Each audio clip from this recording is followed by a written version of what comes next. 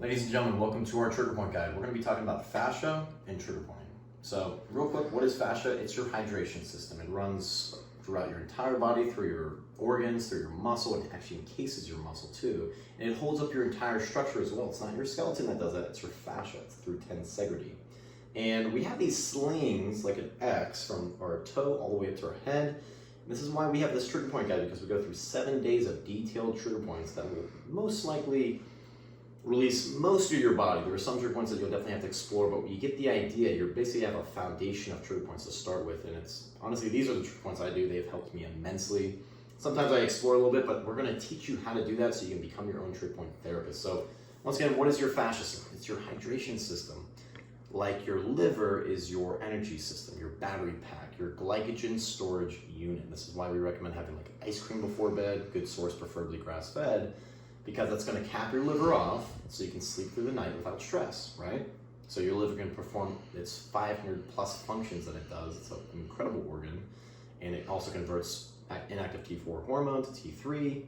Get the idea. So many functions that the liver does. Well, there's also many functions that the fascia does that a lot of people don't take into account. A lot of people in this RAP community, a lot of people in other health communities, you know, you're doing all this good source food, you're eating properly every 2 to 4 hours, you know, whatever your health modality is, your eating window is, and you're also getting the best source minerals and supplements, right? But you're probably missing movement and proper trigger point release, and that's what I was missing for so many years too. So what are we looking for? What is fascia? Like I said, it's your hydration system.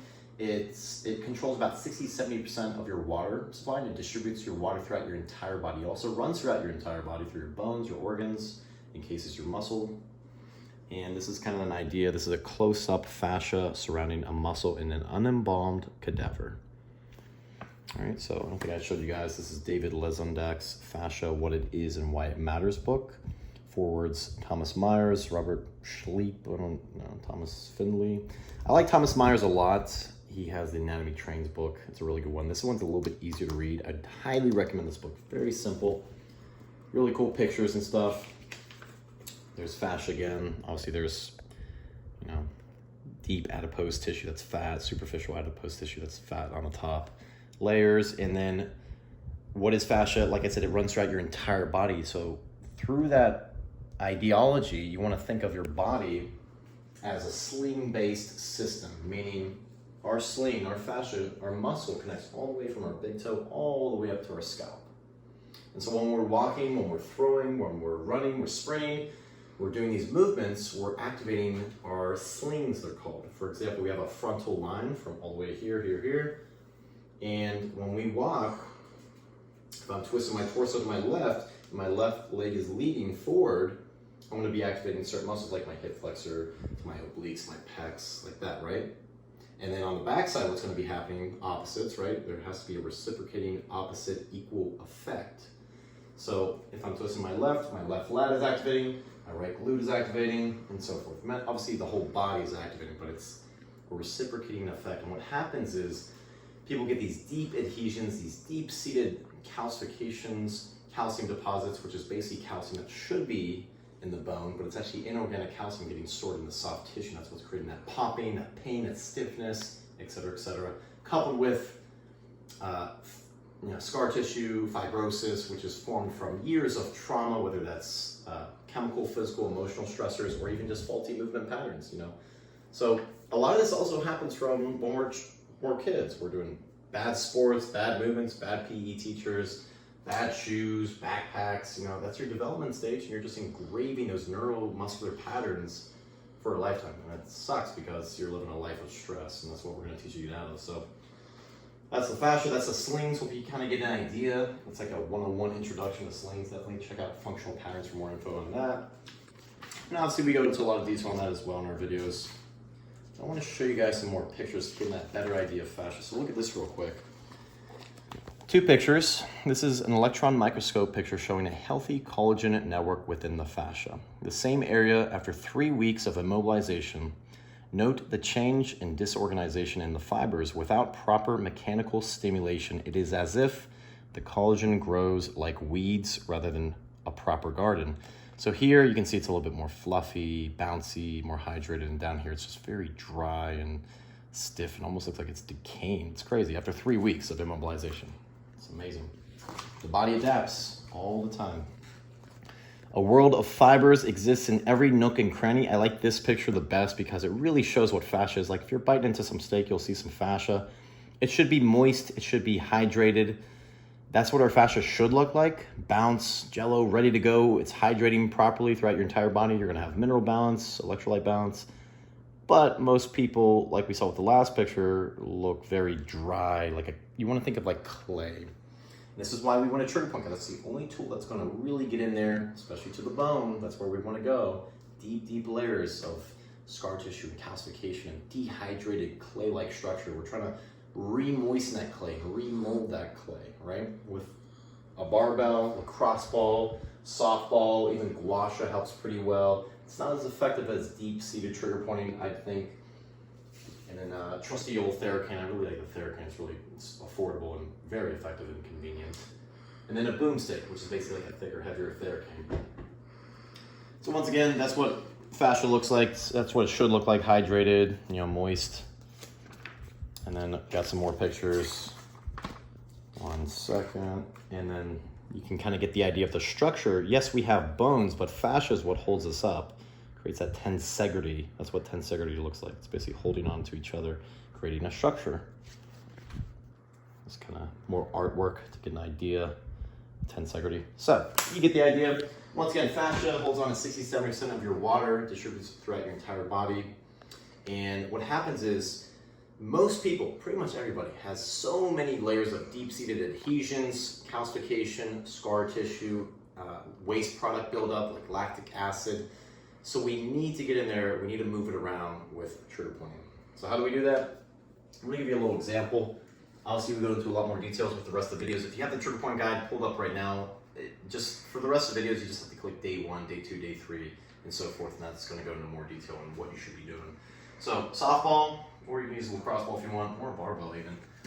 And I'm just gonna do my quad really quick. So watch this.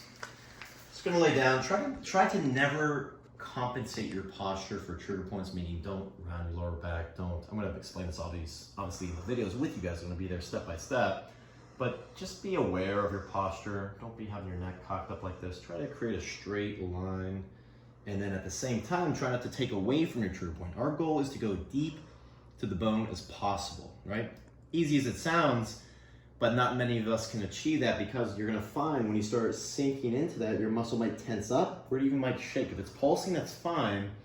But if it's involuntarily contracting and holding that contraction for extended periods of time, that's a problem. And all you have to do is just simply back off and relax. So if you're at a 6 and it's not contracting, that's good. If you're at a 7 and it's contracting, back off. Once you're ready and you can increase it a little bit deeper and deeper and it's not contracting, keep going. Now, pain and the benefit aren't necessarily coupled together. Sensation and pain is completely different, or it's not completely different, it's a little different, right? So sometimes people may think they're in pain, that's a bad thing. If you're trying to get away from it, yes, that's pain, but sometimes you're kind of confused with what actual true pain is versus just sensation. And so all we recommend is just going slow, start very slow. You can even lay down all the way, just relax, maybe on a pillow, and really focus on putting your entire body weight into that ball. I'm trying to go to the bone. I sometimes kind of push my leg into the ground, actually. Maybe squeeze my glute a little bit as well. And you get the idea. Now, what we're going to be doing with these trigger points is, like I said, deep to the bone, very, very slowly. You never want to move too much. A lot of people move way too fast. If you see them on a foam roller, they're going like this. That doesn't do anything. Once again, how can we get deep to the bone if we're moving that fast? Our muscle's going to just contract, and we're not going to be able to get deep to the bone and relax into that and just release that. And now you're not really releasing. That's not the goal. We're just trying to hydrate the fascia. That's the main purpose of the fascia, is to hydrate the entire body. If we got these circulation restrictions on our sling pathways throughout our entire body, something's going to be a problem. And most people, have quad adhesions the size of like golf balls. I've worked on. It's insane. But once again, you're not really trying to remove the adhesions. That will come with time through, yes, extended periods of trigger pointing, but also, more importantly, proper movements and being aware of your poor posture habits. That's the most important, because, you know, you trigger point 20, 40 minutes a day. That's great. That's a bare minimum we recommend. But what are you doing for the rest of your day? 23 hours the rest of your day. You know, you're sleeping 8 hours a day, 8 hours a night. Maybe you're sleeping on your shoulder, and that's consistently compressing your rib cage. And you know, you want to be aware of these things, because it could be your poor walking movements, it could be your shoes, it could be your backpack, it could be your bed, like I just said. You know, there's many other things we go into detail. Just be aware of your posture 24/7. It's something that requires a lifestyle change. That's fine, because you have become lazy. We all have. We have become unaware of how we are holding our structure up day in and day out. And so therefore we have no idea how to properly run, walk, throw, or move, or even just stand or sit, or even lay down. We're completely blind. That's why we're here, honestly. So why don't we want to stretch? Well, it's not that we don't want to stretch, it's just that we don't want to just static stretch or dynamic stretch carelessly, or we don't want to just do yoga, because what we're doing is we're disrupting that length tension relationship. And that's what trigger pointing does not do. That's why I love trigger pointing. And stretching also does not hydrate the fascia like trigger pointing does. So with that length tension relationship, what you want to think about is, here's a plastic bag. If we're stretching, you know, we're holding this here like this. Oh, that feels so good, right? Yeah, sure. Boom, boom, boom. Pulling on that, and then you come back. It's going to stay in that position. You're not going to create that tension that you need. Once again, your body works like this. It reciprocates with length and then tension. There's something that's stretching, there's something tensing up, activating. This is what our goal is, obviously, is to create that proper balance.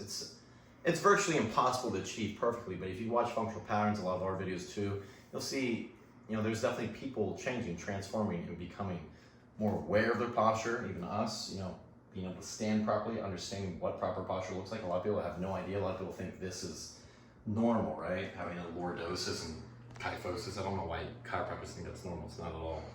But yeah, you're not trying to disrupt that length tension relationship. So the only way you can do that is do proper correctives, proper posture work. We definitely go into more detail on our foundational fitness program.